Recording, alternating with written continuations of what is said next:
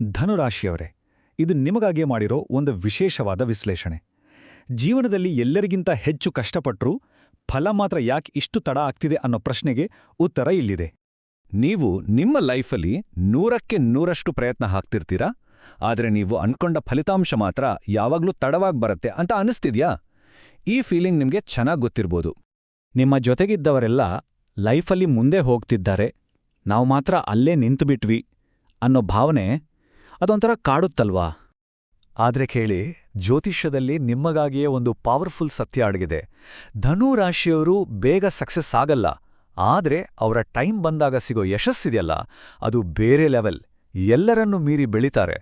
ಸರಿ, ಹಾಗಾದ್ರೆ ಇದ್ರ ಹಿಂದಿರೋ ಆ ಗ್ರಹಗಳ ರಹಸ್ಯವಾದ್ರೂ ಏನೋ? ಯಾಕೆ ಹೇಗಾಗತ್ತೆ? ಬನ್ನಿ, ಇದನ್ನೇ ಈಗ ಅರ್ಥ ಮಾಡ್ಕೊಳ್ಳೋಣ. ಮೊದಲನೇ ಮತ್ತೆ ಅತಿ ಮುಖ್ಯವಾದ ಕಾರಣ ಅಂದ್ರೆ ನಿಮ್ಮ ರಾಶಿಯ ಅಧಿಪತಿ ಗುರುಗ್ರಹ. ಗುರು ಅಂದ್ರೇನೆ ಜ್ಞಾನ, ಬೆಳವಣಿಗೆ. ಆದ್ರೆ ಗುರು ಯಾವತ್ತೂ ಶಾರ್ಟ್ಕಟ್ಗಳನ್ನ ಕೊಡಲ್ಲ. ಬದಲಿಗೆ ಒಂದು ಲಾಂಗ್ ಟರ್ಮ್ ಅಂದ್ರೆ ದೀರ್ಘಕಾಲ ಉಳಿಯೋ ಯಶಸ್ಸಿಗೆ ಭದ್ರವಾದ ಅಡಿಪಾಯ ಹಾಕ್ತಾನೆ. ಹಾಗಾಗಿ ಒಂದು ವಿಷಯವನ್ನ ಯಾವಾಗ್ಲೂ ನೆನ್ಪಲ್ಲಿಟ್ಕೊಳ್ಳಿ. ಈಗ ನೀವು ಫೇಸ್ ಮಾಡ್ತಿರೋ ಪ್ರತಿಯೊಂದು ಚಾಲೆಂಜ್, ಪ್ರತಿಯೊಂದು ಕಷ್ಟ ಇದೆಯಲ್ಲ, ಅದು ನಿಮ್ಮ ಸೋಲಲ್ಲ. ಅದು ನಿಮ್ಮ ಭವಿಷ್ಯದ ದೊಡ್ಡ ಗೆಲುವಿಗಾಗಿ ಗುರುನೇ ಕೊಡ್ತಿರೋ ಟ್ರೈನಿಂಗ್ ಅಷ್ಟೇ. ನಿಮ್ಮ ಈ ಜರ್ನಿಯಲ್ಲಿ ಬರೀ ಗುರು ಮಾತ್ರ ಅಲ್ಲ, ಇಬ್ರು ದೊಡ್ಡ ಟೀಚರ್ಸ್ ಇದ್ದಾರೆ. ಒಬ್ರು ಗುರು, ಇನ್ನೊಬ್ರು ಶನಿ. ಈ ಸ್ಲೈಡಲ್ಲಿರೋ ಕಂಪ್ಯಾರಿಸನ್ ನೋಡಿ, ಎಷ್ಟು ಚೆನ್ನಾಗಿದೆ.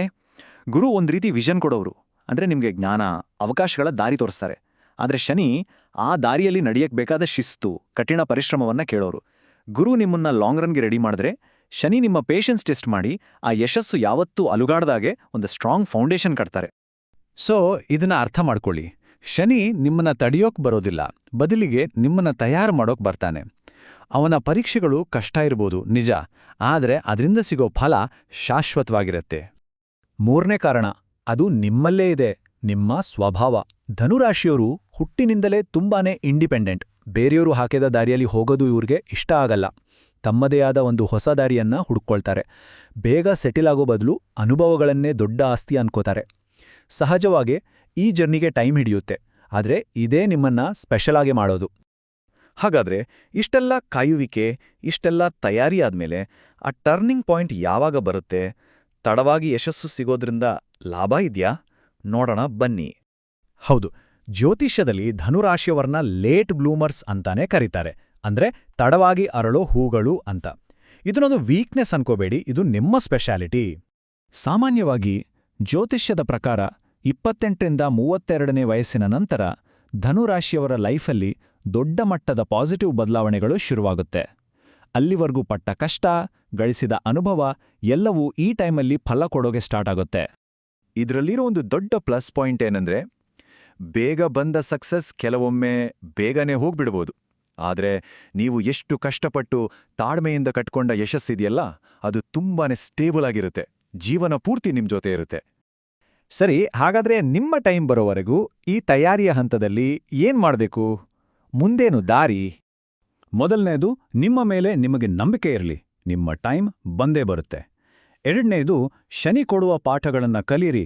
ತಾಳ್ಮೆ, ಕಠಿಣ ಪರಿಶ್ರಮ, ಶಿಸ್ತು ಇದನ್ನ ಜೀವನದಲ್ಲಿ ಅಳವಡಿಸ್ಕೊಳ್ಳಿ. ಮೂರನೇದು, ಗುರು ಕೊಡುವ ಅವಕಾಶಗಳನ್ನ, ಜ್ಞಾನವನ್ನ ಮಿಸ್ ಮಾಡ್ಕೋಬೇಡಿ. ಮತ್ತು ನಾಲ್ಕನೇದು ಹಾಗೂ ಅತಿ ಮುಖ್ಯವಾದದ್ದು, ನಿಮ್ಮ ಪ್ರಯತ್ನವನ್ನ ಮಾತ್ರ ನಿಲ್ಲಿಸಬೇಡಿ. ಕನ್ಸಿಸ್ಟೆನ್ಸಿ ಇದ್ರೆ ಸಾಕು, ಯಶಸ್ಸು ನಿಮ್ದೇ. ಒಟ್ಟಿನಲ್ಲಿ ಹೇಳೋದಾದ್ರೆ ಈ ಇಡೀ ವಿಶ್ಲೇಷಣೆಯ ಸಾರಾಂಶ ಇಷ್ಟೇ. ನಿಮ್ ಜೀವನದಲ್ಲಿ ಆಗ್ತಿರೋ ಈ ಡಿಲೇ ಇದೆಯಲ್ಲ, ಇದು ಸೋಲಲ್ಲ.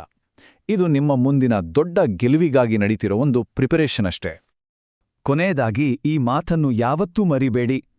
ನೀವು ಬೇಗನೆ ಬೆಳಗದೇ ಇರಬಹುದು, ಆದರೆ ಒಮ್ಮೆ ನೀವು ಬೆಳಗಿದಾಗ ನಿಮ್ಮ ಬೆಳಕಿನ ಮುಂದೆ ಬೇರೆ ಯಾರೂ ನಿಲ್ಲೋಕಾಗಲ್ಲ.